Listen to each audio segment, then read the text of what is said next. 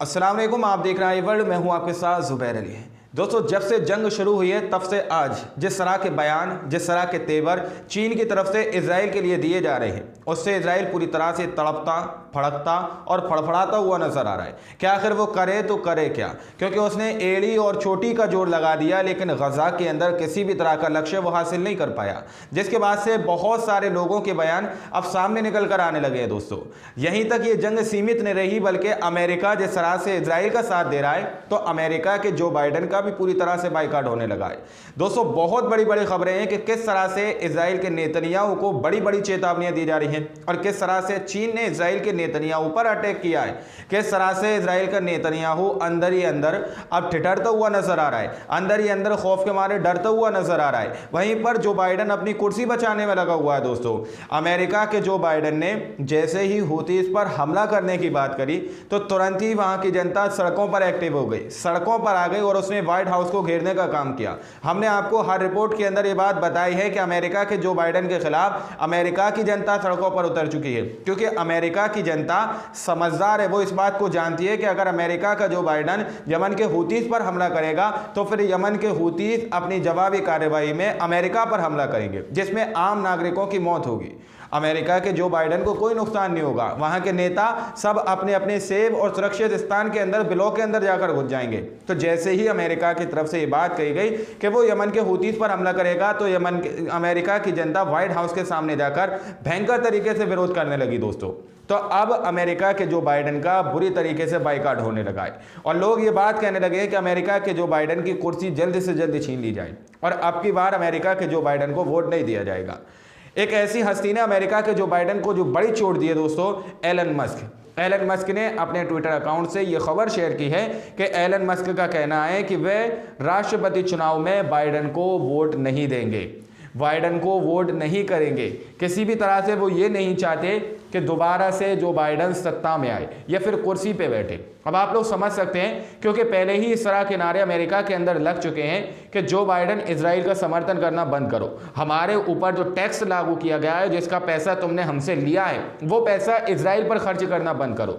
इस तरह के नारे वहां पर लग चुके हैं। अमेरिका की जो बाइडेन की सरकार भी इस वक्त बहुत ज्यादा दोस्तों उसकी कुर्सी डमाडोल हो रही है। जिस तरह से इजराइल के नेतन्याहू की कुर्सी कभी इधर तो कभी उधर, नेतन्याहू अपनी कुर्सी बचाने में लगा हुआ है। वहीं पर दोस्तों हिजबुल्लाह की तरफ से भी बड़ा बयान दे दिया गया है। हिजबुल्लाह ने साफ तौर पर यह बात कही है कि अब हमारा दुश्मन जो है, हम अपने दुश्मन पर जो हमला करेंगे वो बहुत ही खतरनाक हमला होगा और अब हमारी उंगली जो है ट्रिगर पर है। कोई भी दुश्मन अब हमसे नहीं बच पाएगा, चाहे कोई भी हो। यानी कि हिजबुल्लाह ने साफ तौर पर यह बात कही है। आप लोग कुछ तस्वीर देख सकते हैं कि किस तरह से हिजबुल्लाह के नेता यहां पर पूरी तरह से उदास नजर आ रहे हैं और उन्होंने भयंकर हमला करने की एक चेतावनी अपनी तरफ से जारी कर दी है अपने दुश्मनों के लिए। दोस्तों, जिस तरह से आशंका सऊदी अरब की तरफ से लगाई जा रही थी, क्योंकि कई दिन आज युद्ध को हो चुके हैं, तकरीबन 23,000 से ज्यादा फिलिस्तीनी जो है शहीद हो चुके हैं। उसके बाद सऊदी अरब की तरफ से इस तरह के बयान निकल के आ रहे हैं, जिसकी आशंका, जिसकी उम्मीद पूरी दुनिया को नहीं थी कि इजराइल के खिलाफ सऊदी अरब इस तरह का बयान दे सकता है। अब लोगों का मानना यह है कि सऊदी अरब की तरफ से इस तरह के बयान सामने निकल के आ रहे हैं। क्या वाकई में सऊदी अरब दिल से ये बयान दे रहा है, क्या अंदर से ये बयान दे रहा है, या फिर सिर्फ हवा ये बातें हैं लोगों को दिखाने के लिए इस तरह के बयान दिए जा रहे हैं? क्योंकि सऊदी अरब ने जिस तरह का बयान दिया दोस्तों, जी हाँ, ये है क्राउन प्रिंस मोहम्मद बिन सलमान। इन्होंने जो बयान दिया है, इन्होंने साफ तौर पर कहा है कि फिलिस्तीनी राज्य के स्थापना के बिना सऊदी अरब और इजराइल के बीच कोई सामान्यकरण नहीं होगा, यानी कि दोनों के बीच किसी भी तरह का समझौता नहीं होगा। सऊदी अरब की तरफ से इस तरह की बात कही जा रही है कि यानी कि फिलिस्तीन की जब तक पूरी तरह से स्थापना नहीं कर दी जाती, जब तक जो है फिलिस्तीन को स्वतंत्र देश किया जाता, तब तक सऊदी अरब किसी भी तरह से सामान्यकरण इजराइल के साथ नहीं करेगा, किसी भी तरह से उससे समझौता नहीं करेगा। अब देखना यह है, क्या सऊदी अरब के क्राउन प्रिंस मोहम्मद बिन सलमान की तरफ से इस तरह की खबर सामने निकल के आ रही है, क्या वो इस बात पर अमल करेंगे? क्या वो इसी तरह से अपनी बात पर डटे रहेंगे?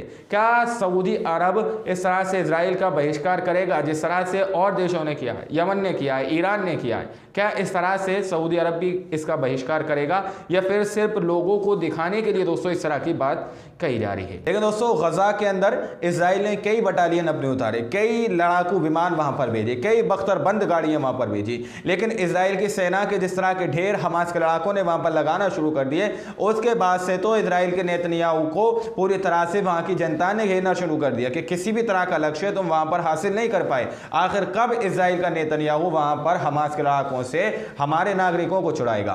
तो अब ये सारा दृश्य देखने के बाद दोस्तों यूरोपीय संघ के कूटनीति के जोसेफ बोरेल की तरफ से बयान निकल कर आया है। इन्होंने क्या कहा है, आप लोग जरा इनकी तस्वीर देखिए। यूरोपीय संघ कूटनीति के प्रमुख जोसेफ बोरेल ये बात कह रहे हैं कि इजराइल हमास को खत्म करने के लिए जो तरीका अपना रहा है वो निश्चित तौर पर गलत है। इजराइल जिस तरह से हमास को नष्ट करने की कोशिश कर रहा है वह सफल नहीं होगा, क्योंकि यह आने वाली पीढ़ियों के लिए उसके खिलाफ नफरत के बीच पैदा करती रहेगी। इस तरह से उन्होंने बात कही है। यूरोपीय कूटनीति के प्रमुख जोसेफ बोरेल ने बात कही है कि इजराइल ने तो एड़ी चोटी का जोर लगा लिया, लेकिन जिस तरह से वो हमास को ख़त्म करना चाह रहा है वो हमास को ख़त्म नहीं कर सकता। यानी कि अब यहूदी भी दोस्तों इस तरह की आशंका, इस तरह के आंकड़े लगाना उन्होंने शुरू कर दिए कि अगर वो इस तरह से नरसंहार फ़लस्तीनियों का करता रहेगा, गज़ा के लोगों का करता रहेगा, तो वो जो है अपने लिए और लोगों के लिए बीज बो रहा है, अपने लिए वो नफरत वहाँ पर बढ़ा रहा है। इस तरह के लोग अब बात करने लगे हैं।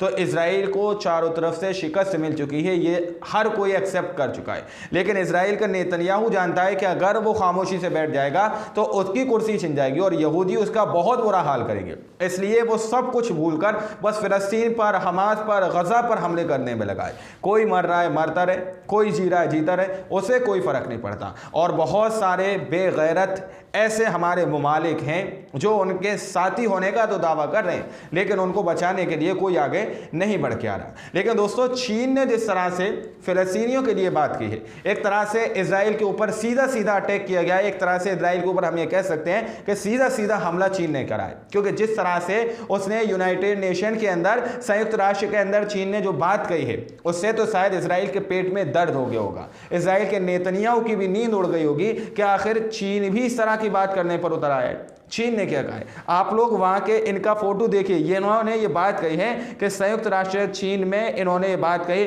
अब समय आ गया है कि ठोस कदमों के साथ 2 राज्य समाधान को लागू किया जाए और संयुक्त राष्ट्र में फिलिस्तीन के लिए पूर्ण सदस्यता की मांग की जाए।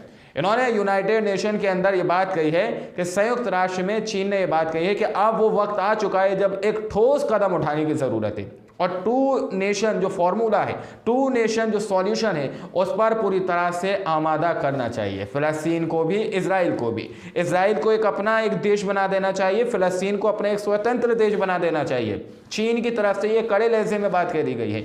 यूनाइटेड नेशन के अंदर उन्होंने कहा है कि ये बात को रखने की अब ज़रूरत है, वहाँ पर एक ठोस कदम जमाने की ज़रूरत है कि इन दोनों को अलग अलग देश बना दिया जाए। अभी तक किसी ने भी इस तरह की हिम्मत नहीं दिखाई है, किसी भी अरबी देश ने।